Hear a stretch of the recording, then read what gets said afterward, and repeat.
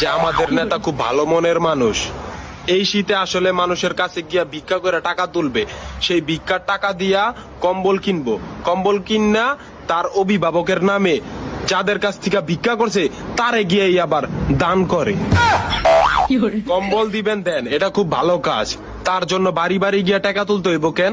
হিজড়ারা যেমন বিয়া বাড়ি গিয়া টাকা তোলে, এরাও বাড়ি বাড়ি গিয়া টাকা তোলে, তাহলে পার্থক্য কি? কাঁচামরিচ ধনে পাতা, তোমরা কোন বালের নেতা? যে কোনো ব্যবসা শুরু করার আগে আগে ইনভেস্ট করতে হয়।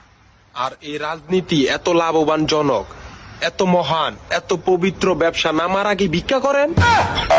এমন সব ছেঁচড়া নেতাদের জন্য এমন পরিস্থিতি হইছে যে এখন সিঙ্গারা খাইতে গেলেও মানুষ জিগায় কেউ ভাই কোন দল, এর লিগে সিঙ্গারা খাওয়াই ছেড়ে দিছে। আর মায়ের বাপ, এইসব বাদ দেন ভাই, ভালো কাজকর্ম করেন, হালাল উপার্জন করেন, দরকার পড়লে রিস্কা চালায় খান।